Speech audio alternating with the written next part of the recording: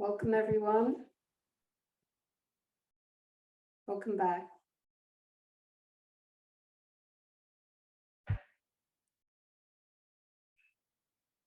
Okay, well, I'm just going to take a moment now.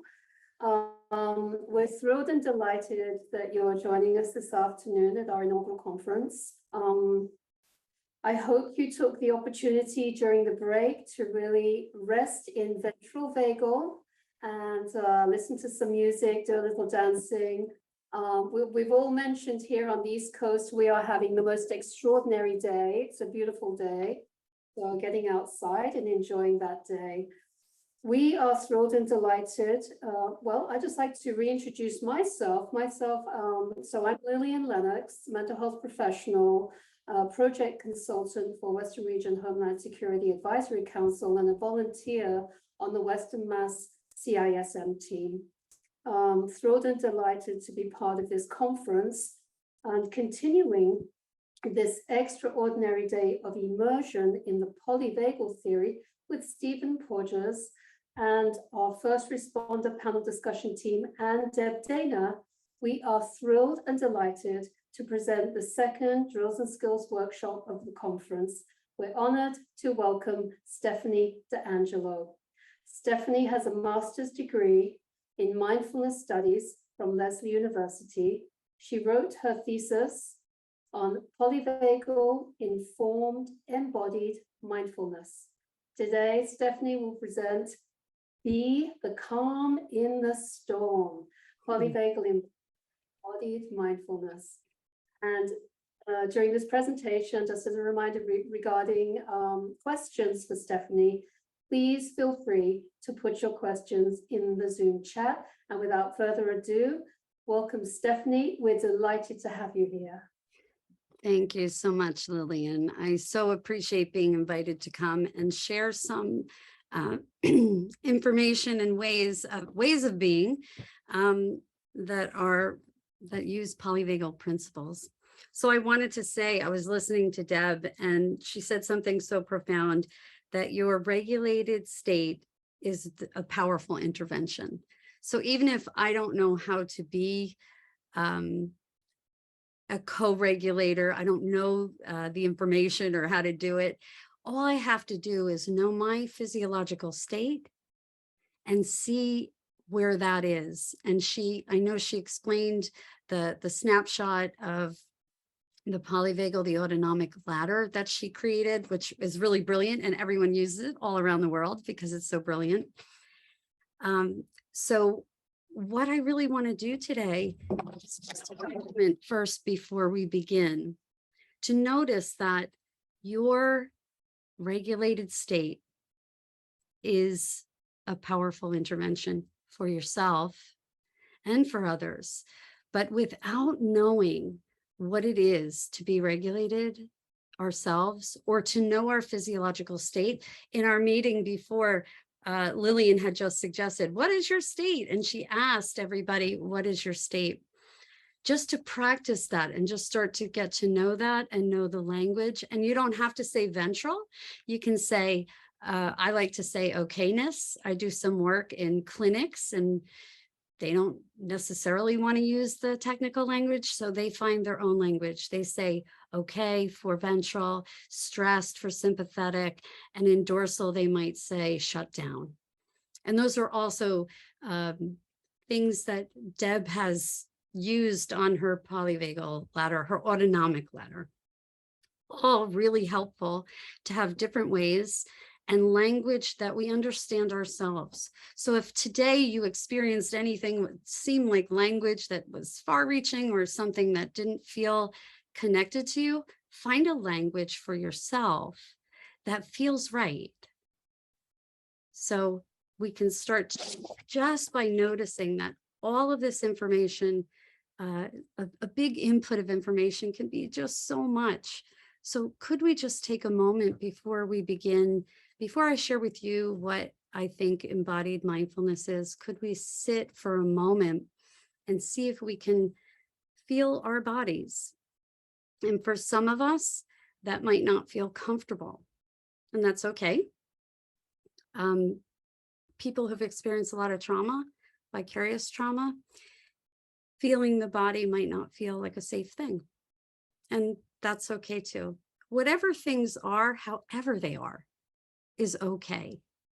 You don't necessarily have to change your moment or who you are or what's going on, because we have very little capacity to do that. What we can do is we can start to notice and find some stability in the place that we're in. And Deb and I think Steve would say cues of safety in the environment. So we could actually, I'm going to do a little mini practice with you because you've just had a lot of lecture. So if that's okay, does that seem okay? If we could just do a little mini practice and get a little head nods there. Okay. So the whole idea of embodied mindfulness is not to just look at the mind and basically what's happening in the mind, because the body is basically the nervous system is driving behavior. Physiological responses are driving the behavior. Whether we have the capacity for me to say, hey, Lillian, I need you. I need to talk to you. I need to be with you right now. I need to just have that social engagement. Whether I have that capacity or in my shutdown, I want to pull the covers over my head because I just had the roughest day. I was actually married to a police officer for 19 years. I started my career in social service agency where I was a case manager for hundreds of families. I was not prepared. I did not have stress survival skills. And then my husband at the time would come home and tell me the stories of how they were looking for a missing child and they found a deceased grandmother, or some really horrific stories that really, I was not prepared. He was not prepared. So we both live with a lot of vicarious trauma. So I've spent my career learning how to navigate nervous system regulation in a storm, to be the calm in the storm, because it will be the only way that you will survive it in a way where your health and your well-being are first. They need to be first. So, and a lot of our environments don't tell us that. They're just like, go do it. You know, we get psychological first aid for the people that we're dealing with.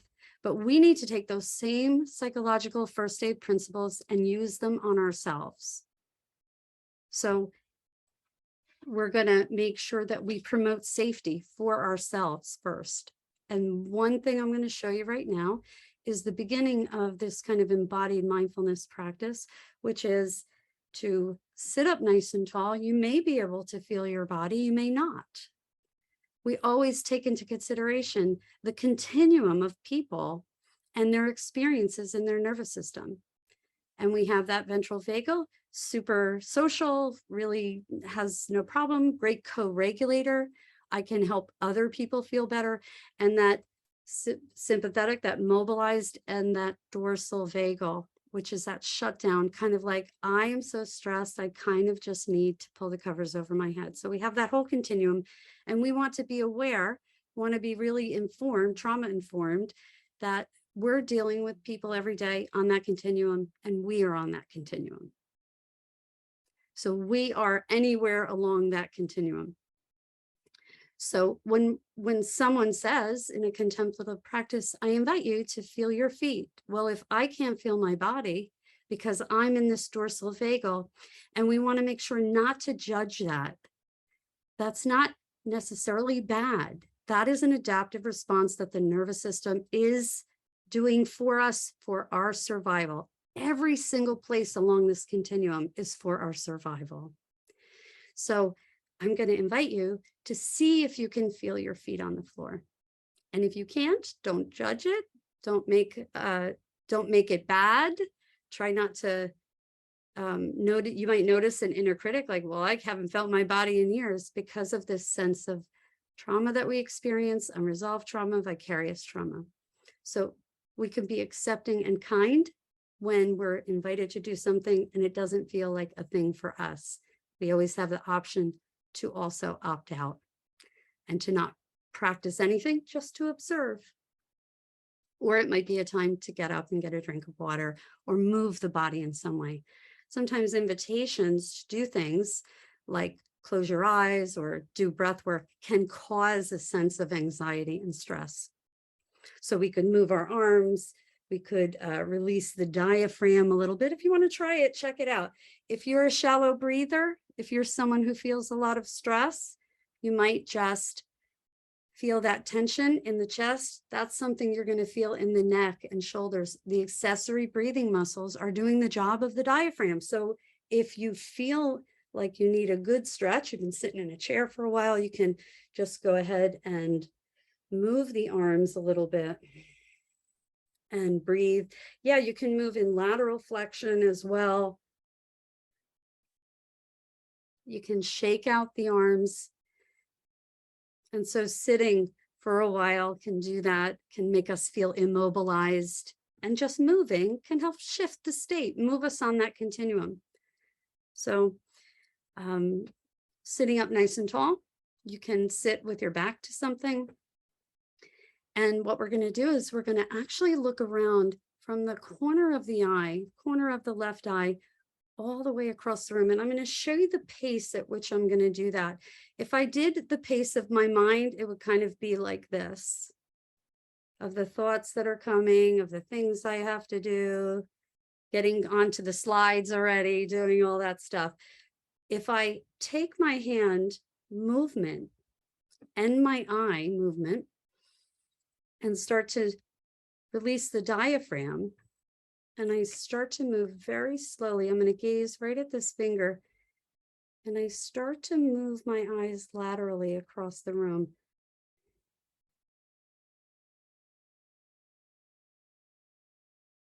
And I can start to feel my breath change a little bit. Now, I don't have to have my hand up here. I'm just showing you the pace at which I'm slowing my body down. And I'm going to put my hand down, but I'm going to keep looking left to right. This is based on lateral eye movements from Francine Shapiro. She created EMDR. And a couple of things are happening here. The eyes are moving, and they think similar to in rapid eye movement. That happens in deep sleep, a way of processing things that are going on in the brain. And also when you take a walk, this is how Francine came up with this idea. And this is not EMDR. Don't mistake it for any kind of therapy. It's just a practice that we can use to move the eyes, to notice all the cues of safety that we can see in the room. And we might notice that the body doesn't feel safe, but maybe the wall that holds up the ceiling that's attached to the floor, maybe that feels really stable, or the tree out the window. And you move these eyes back and forth a little bit, and you start to feel a little droop in the eyelids. And those are kind of signals that the parasympathetic nervous system is kicking in. And we could do this a few times a day, even throughout our day, to help create some of that autonomic flexibility in the nervous system.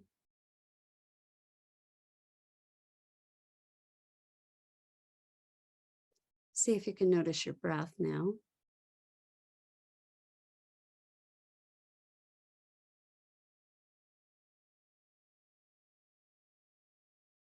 And you might even move the head a little bit when you move the eyes. And that little rotation helps those accessory breathing muscles, feeling the ability to let go of a little bit of tension. And at any time, feeling like you want to move the arms, stretch, or release the diaphragm like we were doing, shaking out the arms, rotating the shoulders, feeling the body move, creating this sense of embodiment.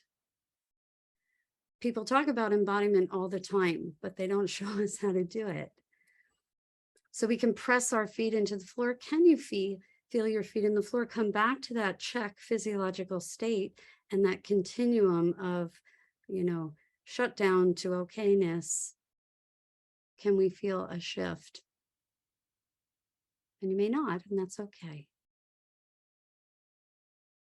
So I just thought it might be nice to get back into the body. It really helps us learn as well. And I'm going to share my screen and share a little bit about this practice with you. Can everybody see that? Yeah? Yeah, thank you.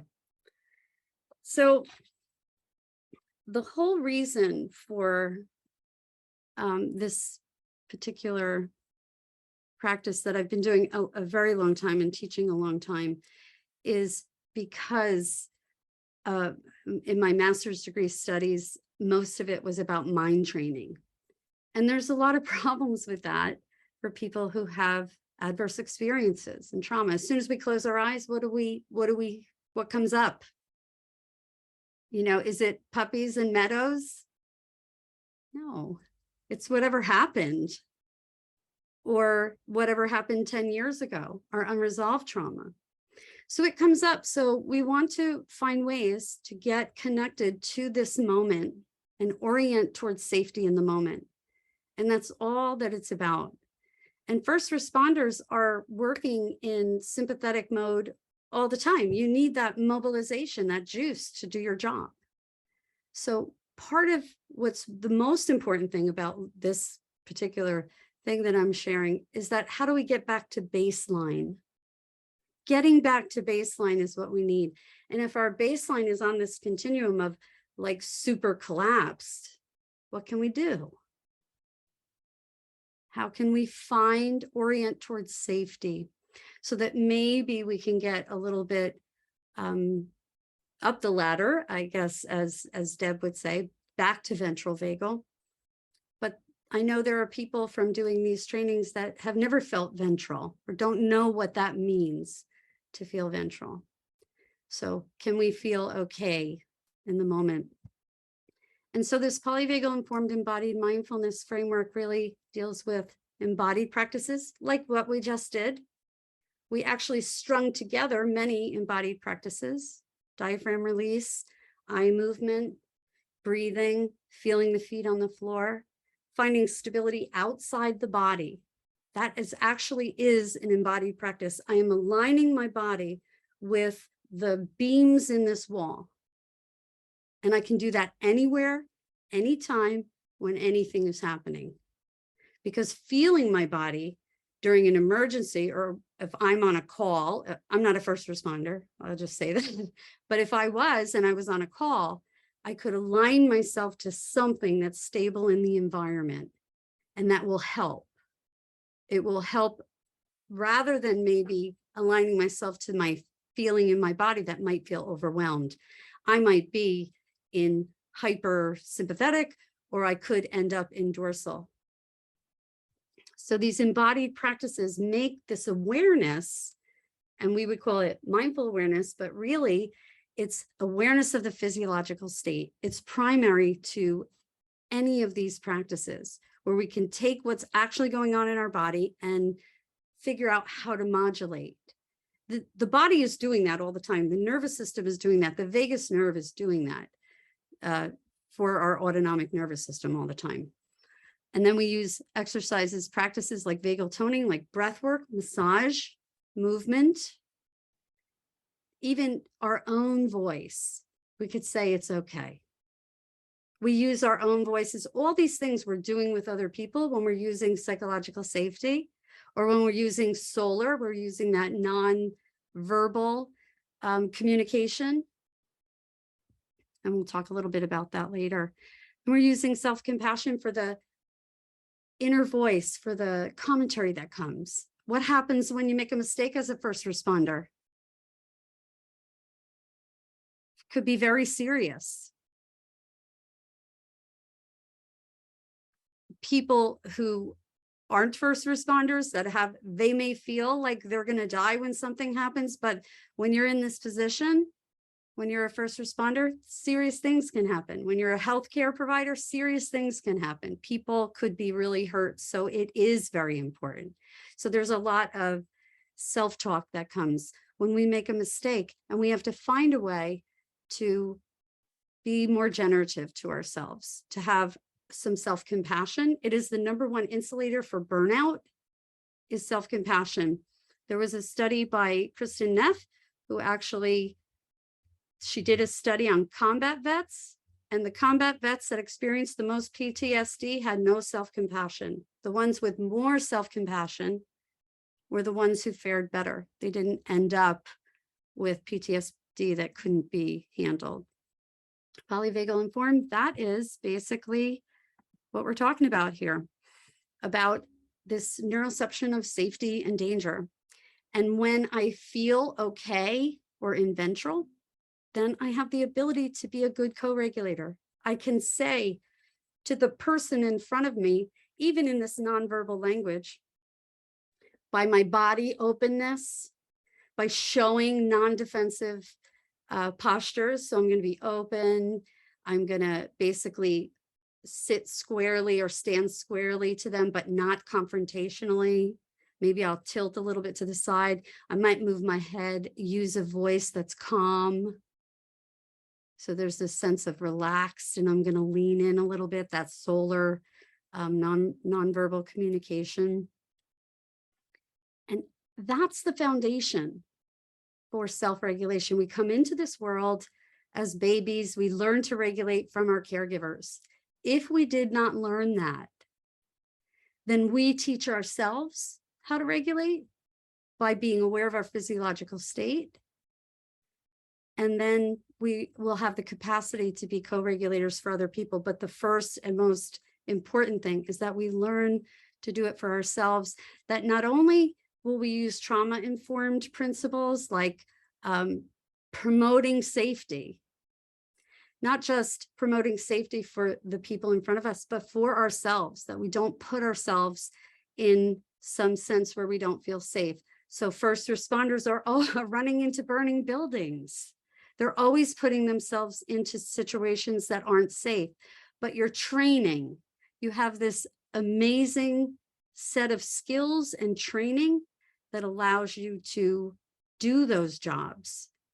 And what we want to make sure is that you're mobilized to do them, but then you can come back to a baseline that feels healthy, that there's a sense of well-being and calm.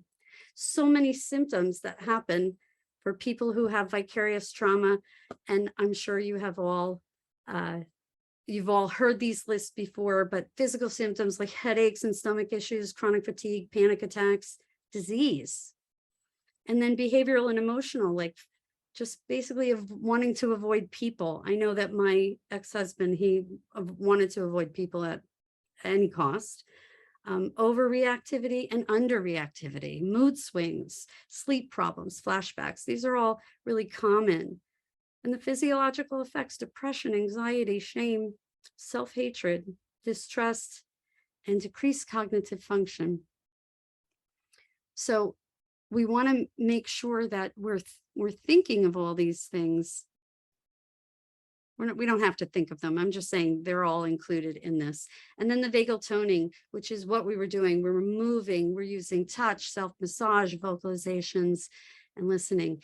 And the power of a voice can be absolutely amazing. And Dr. Porges has written a wonderful article about, which is now a book chapter on compassion, and how contemplative practices have built into them natural ways to create vagal toning, to create a sense of ventral vagal calm in the body. And that's chanting, humming, singing, praying, that kind of movement that you do in certain kinds of prayers, reduce blood pressure. Really a very wonderful article if you get a chance to read it, book chapter. So it's an integrative experience, mindfulness. And we can't actually think about our physiological state Well, we can look at where's your body in space. We can look at, be aware of bodily sensations. This is what mindfulness starts to look at instead of just the cognitive, the narrative self, the experiential self. In this practice, we're looking at, where is your body in space? Where am I to the wall that holds up the ceiling and the floor? The awareness of the sensations in the body, my heartbeat, maybe I'm warm and I can feel that interoception qualities.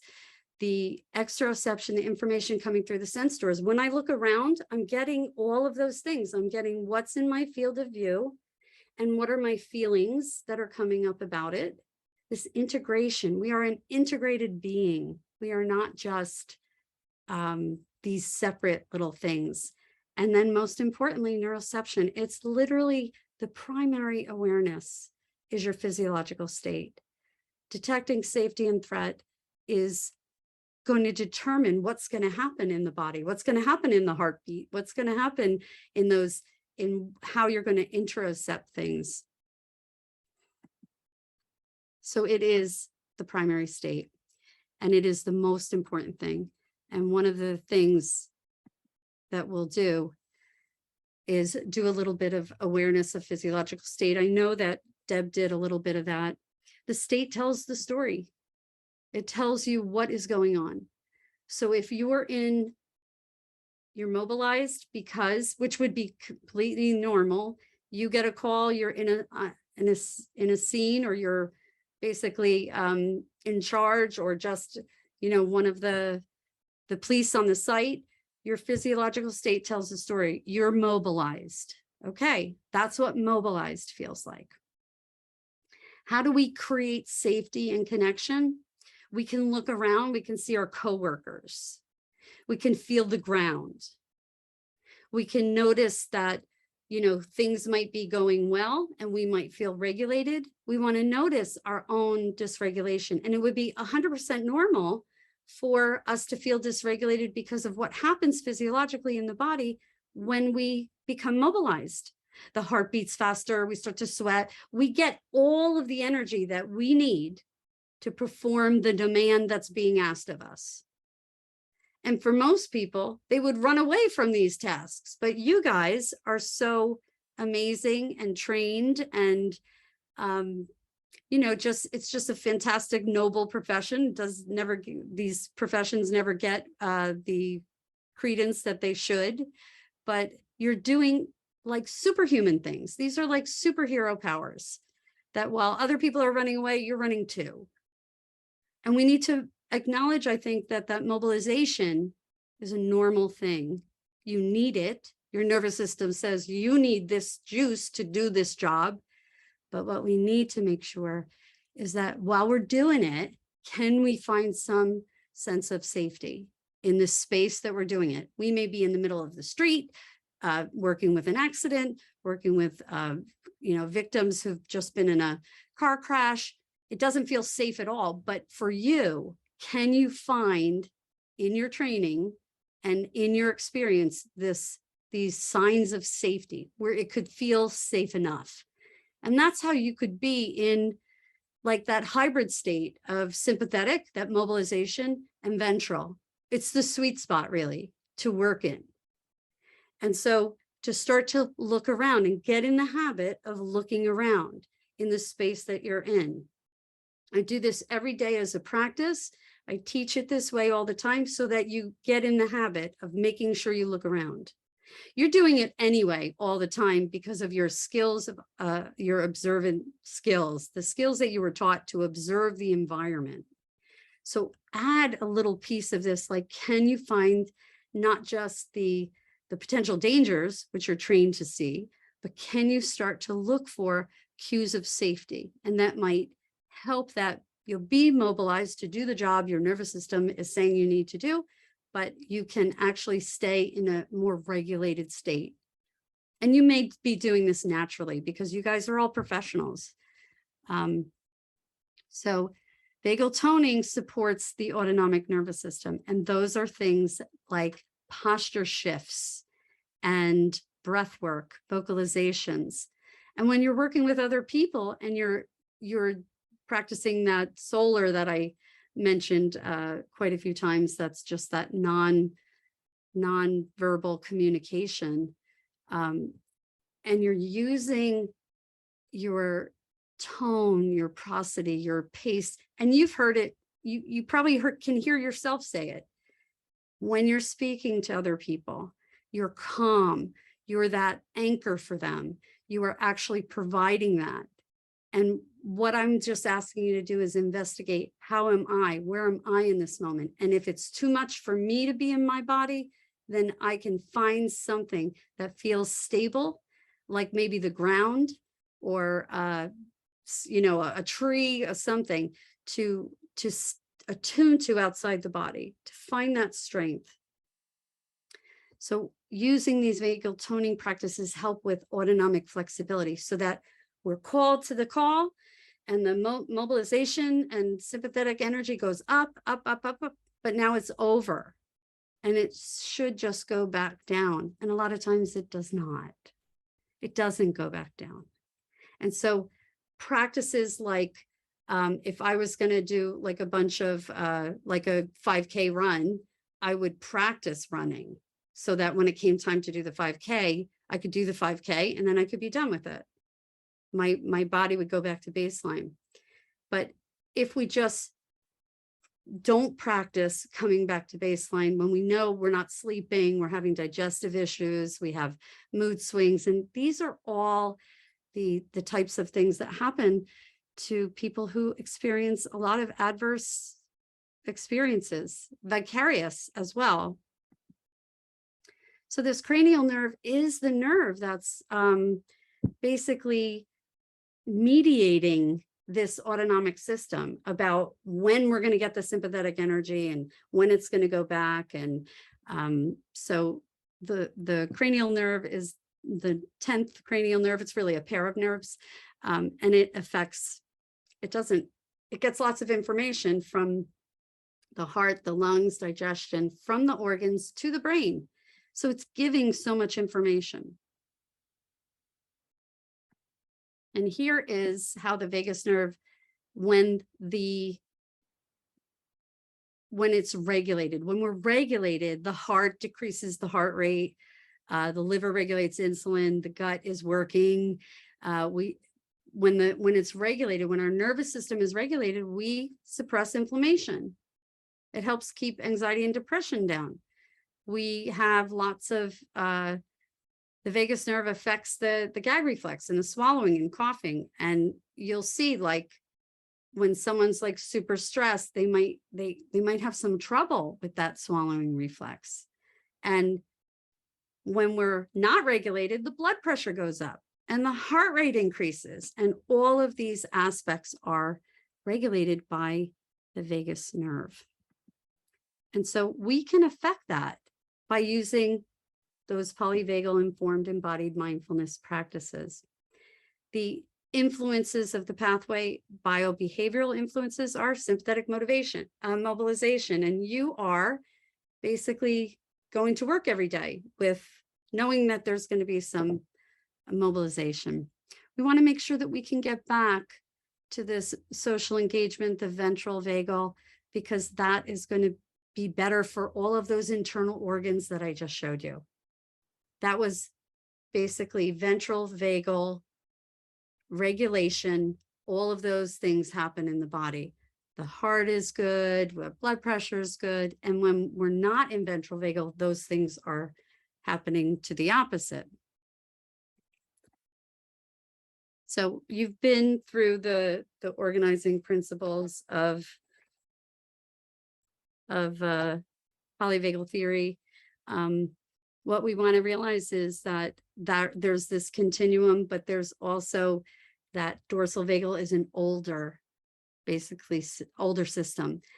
The ventral vagal is a newer system. It incorporates these mammalian caregiving reflex responses. As mammals, we need someone to take care of us. We learn to regulate from the people that take care of us. So think of it in terms of, if I'm standing with someone who's a client or a victim of a crime or something like that, their nervous system will attune to ours because we come into the world that way, where we learn to regulate from the caregivers. And in that moment, if they're in this dorsal vagal because they've been the victim of a crime or an accident, they're in some kind of shock, you are literally the caregiver. You're the helper, you're the caregiver, you're the one in charge, you're the superhero. And so while that seems like a lot of responsibility, it might be just easy enough to ask yourself, what would I need in this moment? What would I need in this moment? How can I be a good co-regulator? Now, if I'm not in ventral vagal, if I'm in dorsal vagal with the covers over my head, even though I'm standing there, you can see me, but I'm not really hearing what people are saying. I'm not really present. I can't be a good co-regulator. So that wouldn't be the person to say, you deal with the victim. Because that's going to be the person who needs to regulate themselves, either walk it off or breath or whatever they can do in that moment. Look around and see, find something stable in the environment to help yourself come back into an okayness. And so it reacts in predictable ways, the nervous system. Basically, in ventral vagal, we feel safe, we feel connected, or we feel okay, or we feel like good enough to do, we can meet the demands of our job. We can do what we have to do in ventral. In sympathetic, we're mobilized. We may not actually hear all the instructions because we're non-essential systems, they shut down. If you think about it, non-essential systems, think about an emergency in the world, in the county, wherever you work. Non-essential systems, they all get shut down. Those are the things like digestion and cognition and thinking. And then in dorsal vagal, we're in immobilization. That might be a good time to sit down and see if you can take a breath and get your head together. And here is that beautiful adaptation of Deb's beautiful autonomic ladder, just to look at it from these terms, but to really make sure that you don't look at it being good or bad. It's not good or bad. You probably work a lot in this hybrid area. I'm just going to skip ahead a little bit. In this hybrid area of between sympathetic and ventral, which is called, we could call it motivation, but it's like where I'm motivated to do what I need to do. And I feel okay. And those hybrid states are really kind of the sweet spot, as I said. And I think a lot of times first responders are working in that kind of sweet spot, that hybrid state. But if you can get yourself back to a ventral vagal state or to one where you don't know really ventral vagal very often, I know people that say, my home away from home is dorsal vagal. I spend a lot of time there. That's how I recharge. You might hear people who feel a little bit introverted might feel like that's where they spend a lot of time. We just want to make sure not to judge that. And when they need that mobilization to do their job or to do whatever they need to do in their lives, they get it. And what we want to do is not stay there. We want to make sure that we can find a way to be able to get ourselves into a regulated state. And so can embodiment help? And it can. So in the beginning of our session today, we did a few things. We did some really simple things. We simply looked around, and that really allows the nervous system to go ahead and look for the cues of safety. Now, as a first responder, what are you looking for? Cues of danger or caution or potential problems. You have to be thinking ahead 10 steps.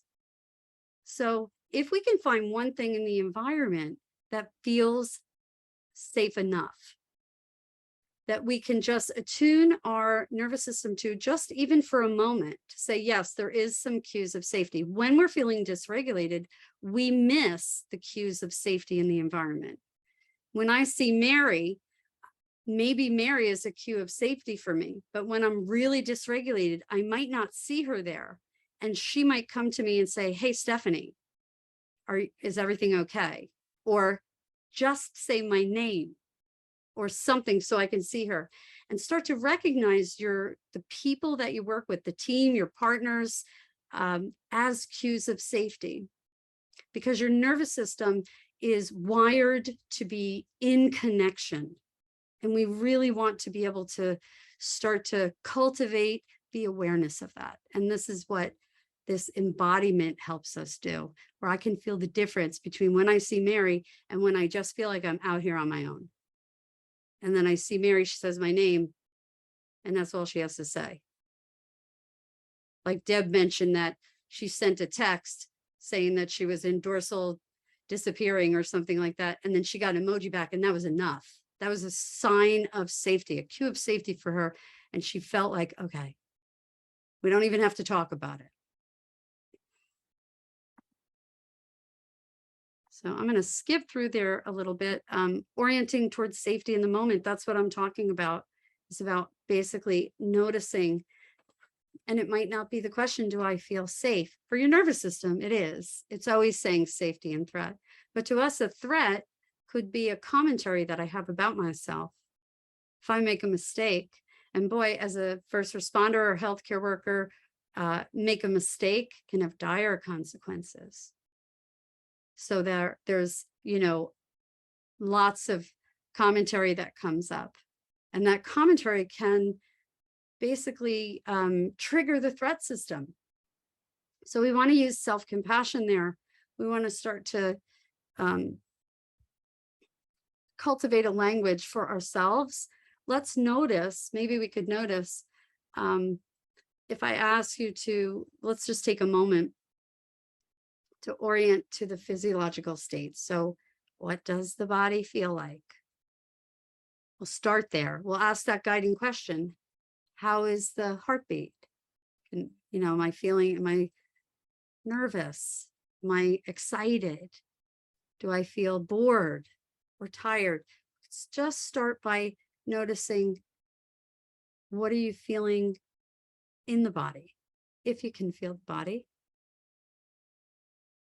And are those things that are associated with feeling stressed, or feeling okay, or feeling a little shut down, like I don't feel anything? Or do I feel a little bit like I'd love to take a little ride around the block on my bike, or feel like I need to move my arms again? So these are clues to what the physiological state is. Do I feel like I just want to call my friend? I want to go out to lunch.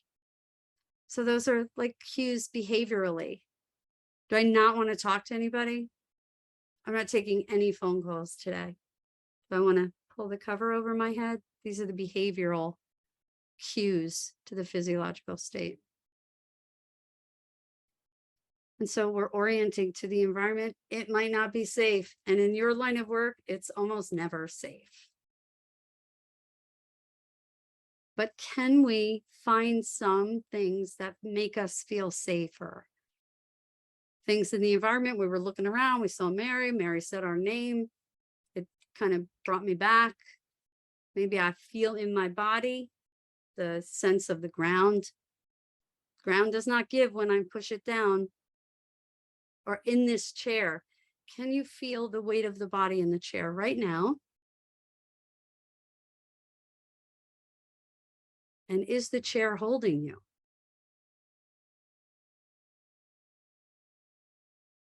Can you feel that sense of being held by the chair?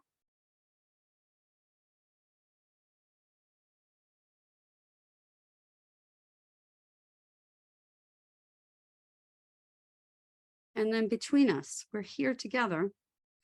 Maybe you're with other people in the room, but between us, do I have some sense of I can count on you? And it might not be everybody that you work with, but do you have one? Do you have someone you can count on in your life? And are there people that are counting on you? And who do you want to be when you are showing up for them? And this is like orienting to safety in the moment. And then being responsive to what comes up, because we have this continuum, right, of dorsal mobilization and sympathetic and ventral, this okayness. We have this, when we look at what our physiological state is and we take a moment, then can we be responsive to the moment? And being responsive in a crisis moment when you're working is not going to be a miracle where that's just going to happen. It's something that needs to be practiced. And so I really suggest that you practice toning that vagal complex, that ventral vagal system, so that you can know how to get from here, dorsal vagal, to there, or somewhere along that line, or to move from a place that feels like not appropriate for the time, like the crisis is over, but I'm still right here in sympathetic, still amped up, still aggravated, still can't get myself back. We want to know, we want those skills. These are skills. Those are skills I did not have when I first went into the helping professions. And they have detrimental effects if you don't learn the skills physically, emotionally, relationally.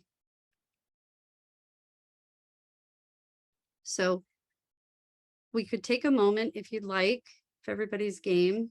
Why don't we take a moment? Is that all right? Sound okay? All right. So let us sit up nice and tall and notice the breath. And we'll just start to notice the natural rhythm of the breath.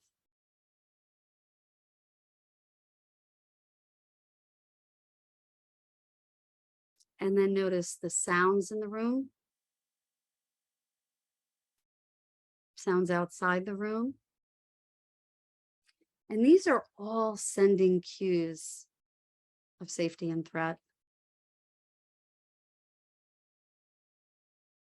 And we'll try not to judge any of them. And then we could look around. We could move the eyes.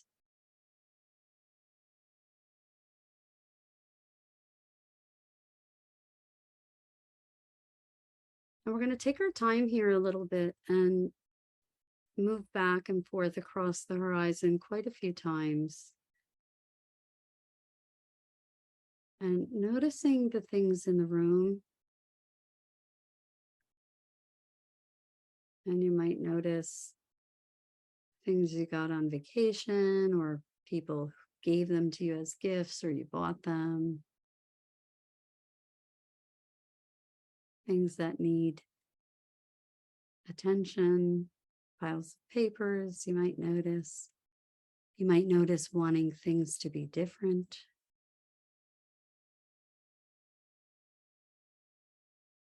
And slowing things down. And you could use your hand like I did in our first pass of this.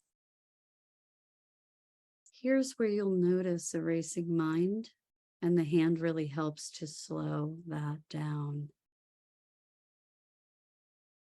And from the furthest corner of the eye, you can notice the walls.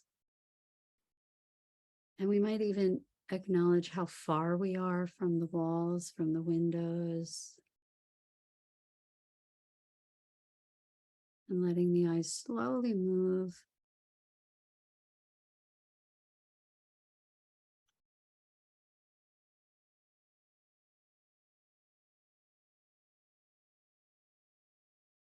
And then as we pass across the horizon again, to notice the things in the room, the windows, and then keep moving the eyes. Let the windows go.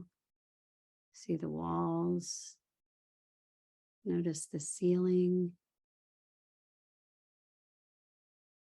And to start to notice the stability in the space that you're in. Feet on the floor, pressing the feet on the floor. Does the floor give? Hopefully it does not. And if you're seated in a chair, can you feel the weight of your body in the chair? And this could be done standing as well.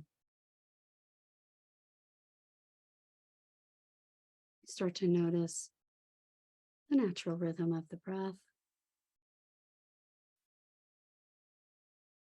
And if invading thoughts come in, which they often do, to notice that that's not happening now.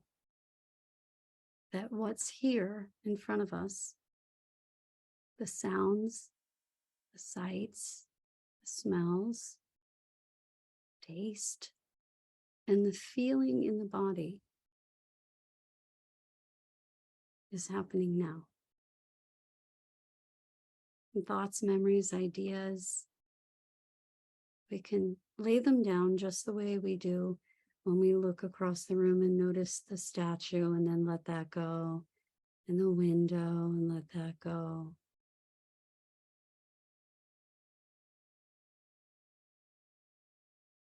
And it's the skill of noticing and letting go, accepting and letting go, not judging what pops up in the mind, but just acknowledging and being able to let it go. Because that's not happening right now.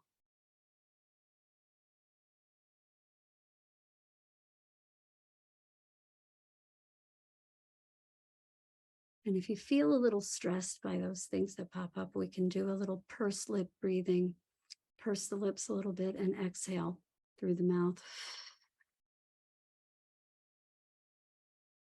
Inhale through the nose. And exhale through pursed lips.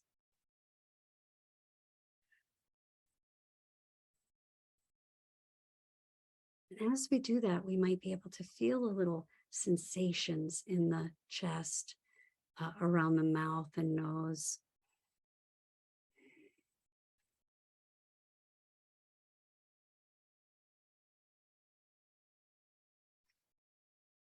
Or if we're really feeling very stressed, if they were on site somewhere, we could use some vocalization. And you're all muted, I believe. You could go ahead and try this if you like.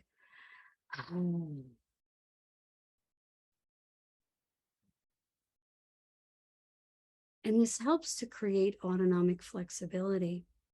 And we're offering the physiological state, this organism, what it needs in the moment. Do I need to move my body? Do I need to stand up and go? Or am I standing before I move into the next phase of what I need to be doing? Do I need to touch the body? Go back to that straw breath or natural breathing. If I can feel my heart pounding, what can I do to be responsive to myself? Self-touch, self-massage, self-compassion. Everything's okay. That's a phrase that I say to myself all the time. It's okay. Everything's okay. It might not seem okay in the outer world, but this is how I remain calm in my storm, whatever storm I'm in. And this is just a little reminder of the lateral eye movements. And I'm going to ask you if anybody, this is what we're doing right here. We're creating foundational stability. So you could take that little practice and practice before you go to bed or before you get out of bed, and then practice little pieces of it throughout your day. The eye movement has been so amazing for me to practice. And when I'm disappointed, when I'm upset, when I feel stressed, when things aren't going right, when I feel overwhelmed, I try that looking around and I really bring myself into the place that I'm at. And if my body doesn't feel safe enough, if it doesn't feel like that's the place I want to be, I look at the walls and I notice how the walls are holding that ceiling up and how this room is protecting me from the elements. This chair is holding me. It's creating stability, foundational stability. Just the chair, any chair. And I could stand and create that same foundational stability there. But if I don't feel safe in my body, if I feel overwhelming sensation, I'm going to go and I'm going to look right ahead, find a tree, look at the wall, look at a building, look at the stability, and attune to that stability so that I can be a stabilizing and grounding force for the people that are in front of me. The sound of your voice, the strength of the walls.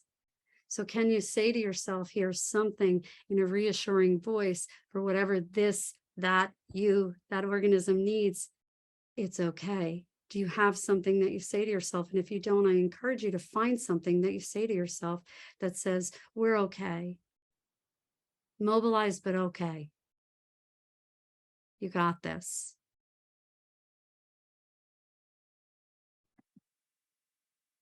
And this voluntary controlled breathing, lots of research on how it helps to regulate the autonomic nervous system.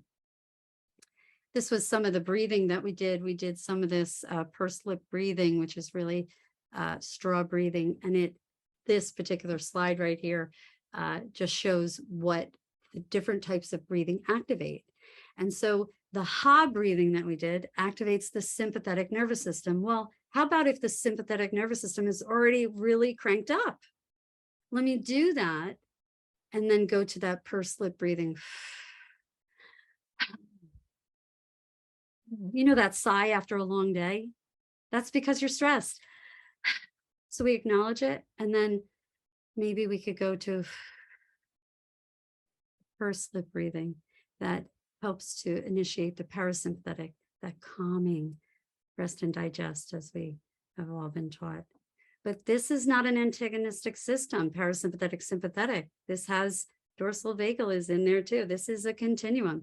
This is an integrated system. We have to find ways to work with it in an integrated way. What does this body need? What do I need right now? And when I'm working with people in front of me, how can I be a good co-regulator? So I can learn where my physiological state is right now. And then do whatever I need to do. Be responsive the same way you're being responsive to the calls. And this is what I was saying, those aspects of mammalian care. If we didn't get them, we come into this world, we learn how to regulate, we co-regulate with the people who are caregiving for us, we co-regulate with them, and then we learn to regulate ourselves. If we never learned that, we can learn it now. We can teach ourselves how to regulate this body so that I could be a good co-regulator, or let me just work on this first. And let me get good at regulating myself so that I can be not just an asset to my coworkers and the people that we serve or that you serve, but to family, to relationships. And these are very simple. Comfort, touch, holding, rhythmic movement. You can do this for yourself. So if you get yourself really in a state, just a little sense of movement and rocking. So I am just, these are contemplative practices that tone the vagus nerve. And they're all pretty familiar, right? Listening to music, the acoustic features, listening to the sound of your own voice. You'd be so surprised if you say to yourself, you know, Rain, it's okay. It's okay. Your brain doesn't know the difference between me saying it and you saying it, say it. Get in the habit of doing that for yourself. These are such easy things that you can do. It's going to be okay.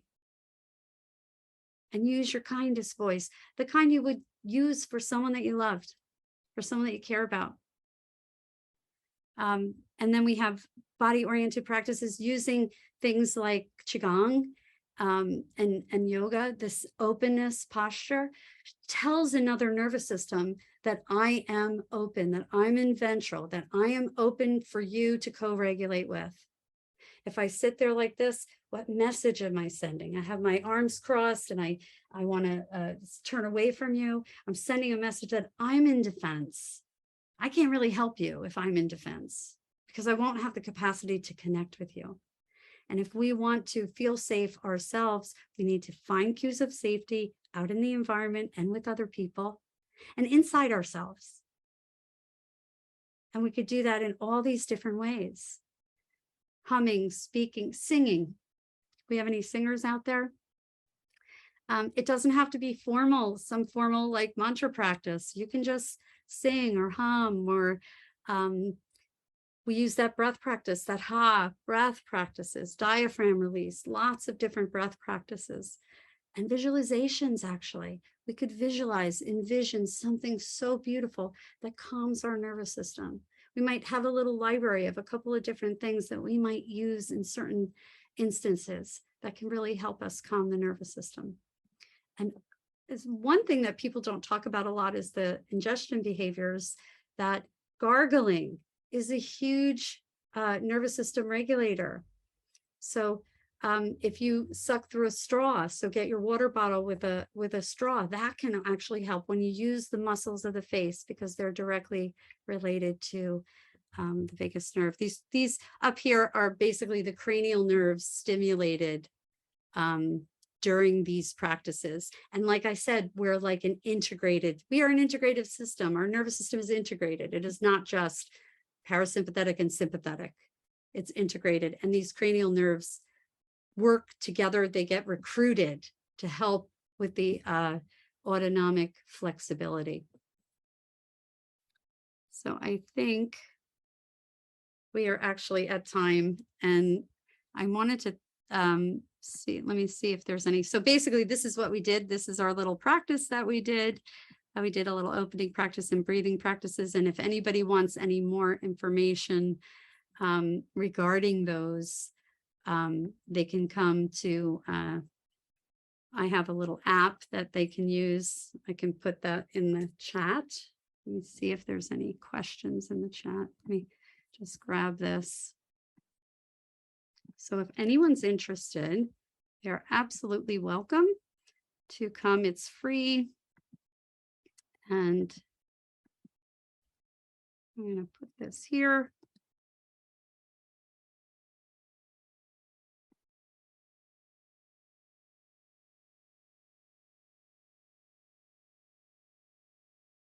I don't know if it's going to go.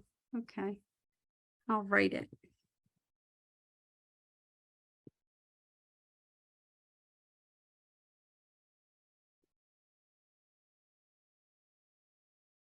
Stephanie, it's appeared. The connection is the link is in the chat. Okay, great. Awesome. There it is. Okay. So I wanted to thank you so much, everybody. Did anybody have any questions or share their experience? Anything anybody wanted to share? I know we're at time. I'm not seeing any questions in the chat right now.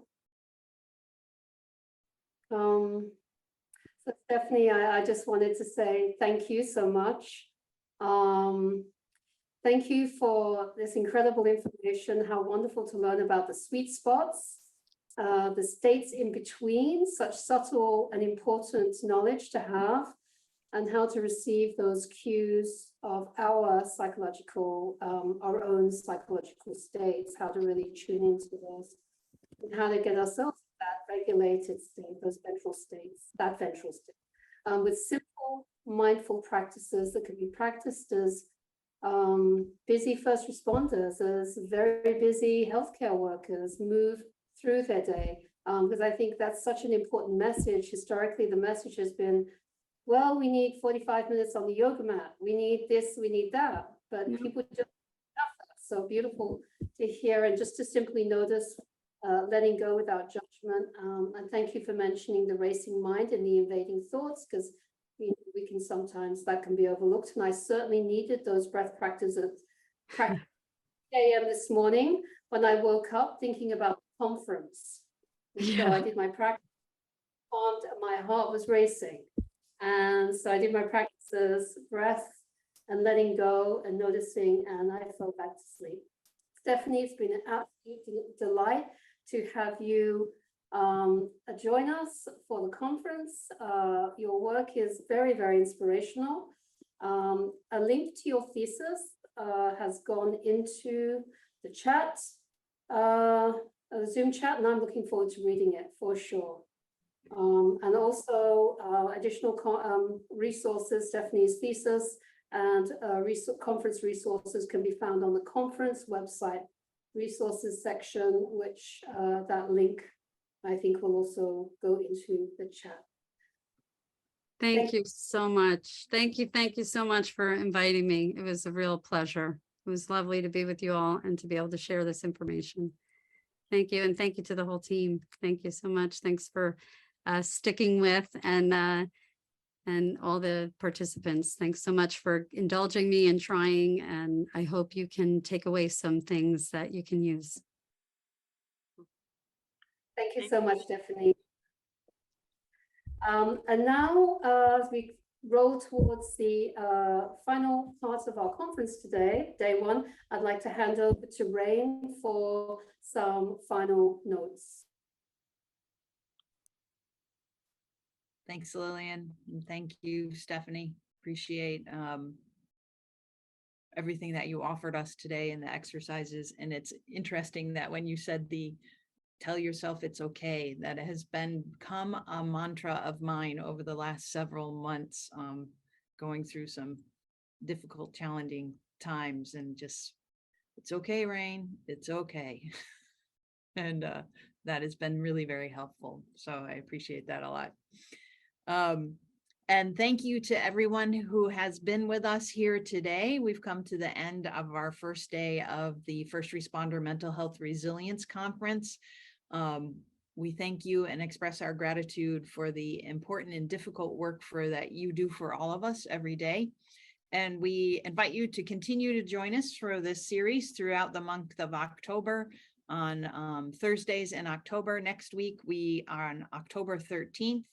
We'll begin at 10 a.m. Eastern Time. And there's still room for people to join. So please pass on information about the conference to your friends and colleagues and encourage them to attend. We also, as part of our First Responder Mental Health project, we have built a training called Building Healthy Workplaces, How to Promote Mental Health in First Responder Organizations. And that training is specifically for leadership to help them know how to bring mental health and awareness into their environment to help reduce the stigma of talking about mental health and increasing resilience department-wide. So we're going to be offering another session of that come in February 2023. It will be online and virtual, so we hope that you can join us for that. There's links in the chat for connecting to the Homeland Security Council's newsletters. And our presenters next Thursday are going to be Joanne Barros of the Jail and Arrest Diversion Initiatives from the Massachusetts Department of Mental Health. And she will co-present with Dr. Victor Petrica, an assistant professor at the Boston College of William Cannell School of Nursing. And they'll be presenting on best practices for treatment refusers and resistors, which encountering those familiar faces over and over as first responders can definitely affect our own nervous systems. We'll also be joined by Jeremy Segal, the System Chief Wellness Officer at New York City Health and Hospitals. He will be presenting on organizational well-being, enhancing internal and external resilience that supports a culture of workforce wellness. And then we'll wrap up the day with a presentation from Sam Chase, lead learning faculty for Kripalu Yoga Center, and he'll be presenting on keeping the body and mind embodied tools for resilience. So that's more tools like we learned today from Stephanie. Sam will be bringing in for us. And Lillian, off to you. Any further comments? Great, thank you so much, Rain. So we have, we'd like to stay on for people who would like to continue discussion, continue exploration. You know, we're going to open the chat, and we'd like to invite ongoing conversation, although we're really officially at the end of the conference. And this is really just one of the visions of the conference, is really to build an army of what we've come to call early engagers. And that is people engaged in learning and sharing drills and skills practices to really prevent injury and increase resilience. So today's conference, we've been introduced to multiple modalities ways to find us our way home to ventral vagal after or during a very stressful day. So how to practice self-regulation, to rest in the parasympathetic, develop those vagal anchors in the process of resilience. So the key we've learned from Stephanie is practice. And those practices can be small and they can be incremental. So what we'd like to do is just continue to learn and grow together and increase our knowledge. We know that if knowledge just stays at the level of knowledge and not practice, we're not growing those new neural pathways. So please share with us. We'd love to hear what are your takeaways from today's offerings from our incredible speakers. What do you plan to practice? What's that going to look like for you? We'd love to hear from you.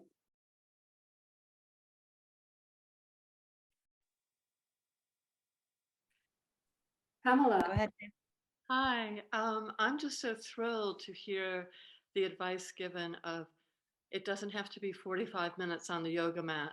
Just a few minutes can make a huge shift. And for us to bring this really into our moving practice as we move through the world, to not feel that it's a separate thing, that we have to go to the yoga mat for 45 minutes to set ourselves up for the day, that we can bring this in anytime. I so agree. This is such a breakthrough realization once I heard this spoken out loud. You know, we can actually walk through our day practicing conscious connection with breath, practicing conscious and awareness of sensation in the body. And that's so particularly important for people who work in fast-moving, stressful jobs. So yeah, very grateful. And the point that we're helping those around us by being in that sweet spot, that helps. Yeah, so great. Thank you. Thank you, Pamela. Mm-hmm.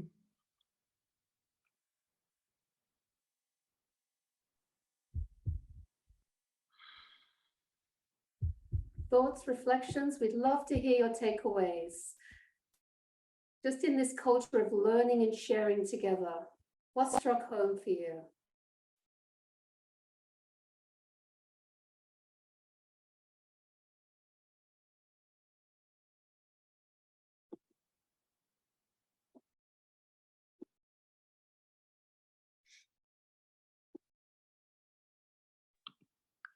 And just a reminder, everyone, that we, the resources from today, the slides from today are on the website. So you can see that from all of our presenters if you need to access that.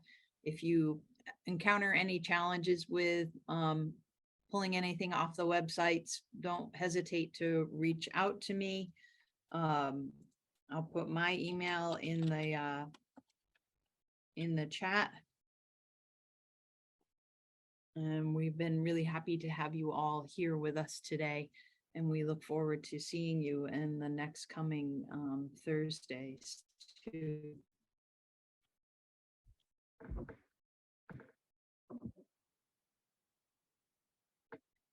All right, if there's no further comments, I think we'll go ahead and close the conference for the day. Again, a big thank you to everyone.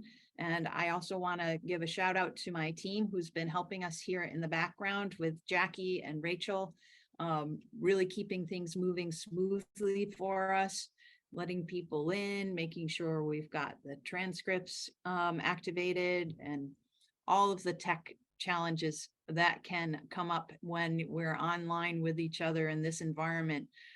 So I'm very grateful to everyone who made today possible. And again, a big thanks to the Western Region Homeland Security Advisory Council for the funding for this event, and to Lieutenant Colonel Tom Grady for kicking us off as the chair of the Homeland Security Council. And the Homeland Security Council's webpage has been placed into the chat, so feel free to go there and learn more about all the work that we do. And I think without further ado, that we will call this the end of our day. Thank you all. Thank you.